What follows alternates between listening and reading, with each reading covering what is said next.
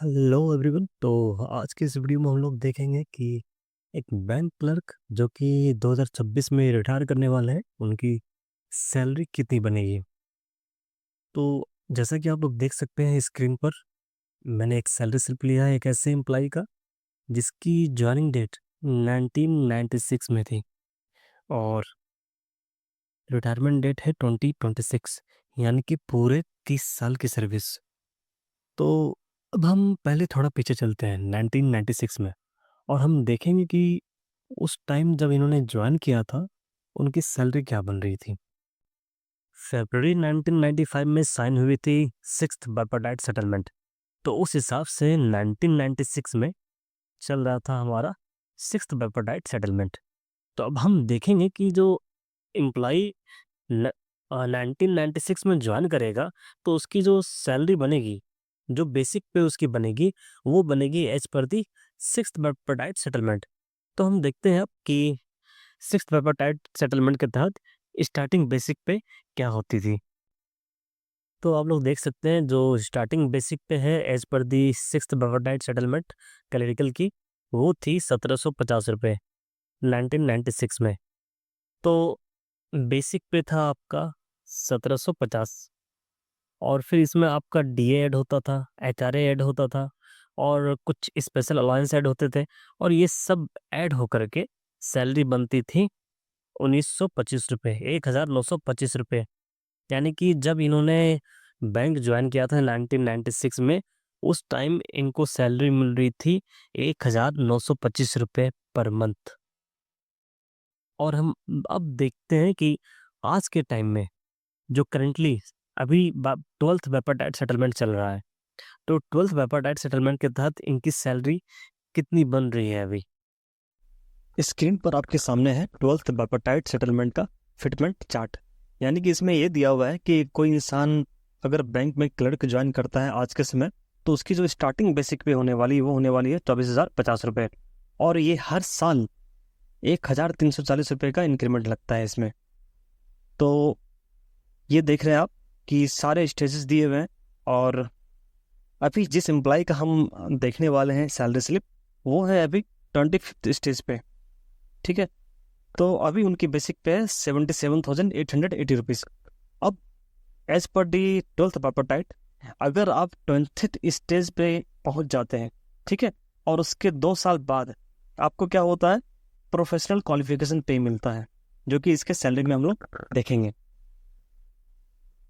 तो अब देख रहे हैं कि 2 साल जिनका कंप्लीट हो गया है आफ्टर दी 20th स्टेज, उनको हर महीने प्रोफेशनल क्वालिफिकेशन पे मिलता है 1,640 रुपये। ठीक है, और अगर आप एक क्लरिकल स्टाफ है तो आपको स्पेशल पे मिलता है 1,970 रुपये, और अगर आप हेड कैशियर हैं यानी कि special customer service associate SCSA, तो आपको स्पेशल पे मिलता है 3,050 रुपये। और ये सारे कंपोनेंट मिल करके जो सैलरी का पार्ट बनते हैं। तो अब चलते हैं इनके सैलरी स्लिप पर। तो इनका बेसिक पे जैसा कि हमने देखा अभी कि 77,880 रुपीज़ है, और ये सारे हैं इनके सैलरी के अर्निंग कंपोनेंट। बेसिक पे, स्पेशल पे जैसा कि हमने देखा अभी 3,050 रुपये, प्रोफेशनल क्वालिफिकेशन पे ये तभी मिलता है जब आप 20th स्टेज के बाद 2 साल कंप्लीट कर गए हों। ठीक है, इनका अभी 25th स्टेज चल रहा है। और फिर ट्रांसपोर्ट अलाउंस ये 850 रुपये मिलता है एज पर दी बाइपार्टाइट सेटलमेंट, और जो बेसिक पे है उस पे मिलता है स्पेशल अलाउंस। तो ये स्पेशल अलाउंस कितना मिलता है, ये मिलता है 26.5% ऑफ बेसिक। तो इसका आप 26.5% अगर निकालेंगे तो ये आ जाएगा 20,638 रुपये। और ये जितने भी कंपोनेंट्स हैं, ये जितने भी अर्निंग के कंपोनेंट है, ये सारे कंपोनेंट पे मिलता है डीए, यानी कि महंगाई भत्ता। और अभी डीए का रेट चल रहा है 25%। तो बेसिक पे डीए मिलेगा आपको, और बेसिक पे डीए बन गया आपका 19,470 रुपये। फिर ये स्पेशल पे है, स्पेशल पे आपको डीए मिलेगा, फिर ये निकल गया आपका 762। और ये जो प्रोफेशनल क्वालिफिकेशन पे है इस पे भी डीए मिलता है, और फिर ट्रांसपोर्ट अलायंस पे भी डीए मिलता है, और ये जो स्पेशल अलायंस बेसिक है इस पे भी आपको डीए देखने को मिलता है। तो इस तरह से ये आपका सैलरी बनता है और आपका जाके क्रॉस सैलरी हो जाता है 1,40,936 रुपये, यानी कि आपका क्रॉस सैलरी अभी रिटायरमेंट टाइम 1,40,000 के आसपास है। ठीक है, अब इसमें होता है कुछ डिडक्शन। तो ये डिडक्शन पीएफ में इनका पैसा जा रहा है। ठीक है, हालांकि इनका पेंशन जो वो रेगुलर पेंशन है।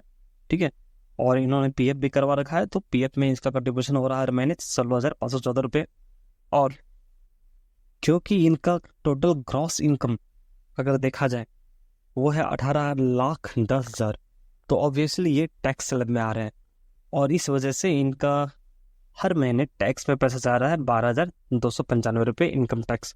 और ये प्रोफेशनल टैक्स स्टेट गवर्नमेंट को जाता है हर महीने, और फिर ये इंश्योरेंस और ये डेथ रिलीफ फंड में पैसा जा रहा है। तो इस हिसाब से अगर देखें तो टोटल डिडक्शन जो है ये आ जा रहा है आपका 29,141 रुपये। तो नेट सैलरी कितनी मिलेगी, तो ग्रॉस में से डिडक्शन को क्या कर देंगे माइनस, और तो हमको मिल जाएगा क्या नेट सैलरी। तो नेट सैलरी निकल के आता है आपका 1,10,794 रुपये। यानी कि अगर आज के समय 2026 में कोई रिटायर कर रहा है बैंक से, तो उनको जो नेट सैलरी मिल रहा है इन हैंड 1,10,700 रुपये।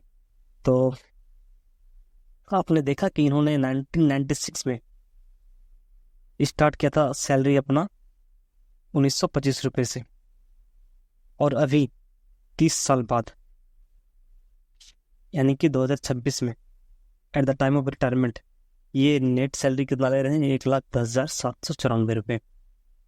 तो फिर मिलते हैं हम लोग नेक्स्ट वीडियो में, और नेक्स्ट वीडियो में और भी और सैलरी कंपैरिजन हम लोग लेकर आएंगे, डिफरेंट डिपार्टमेंट का सैलरी वीडियो लेकर आएंगे। ठीक है, तो वीडियो अच्छा लगा तो लाइक करें, सब्सक्राइब करें। मिलते हैं फिर नेक्स्ट वीडियो में।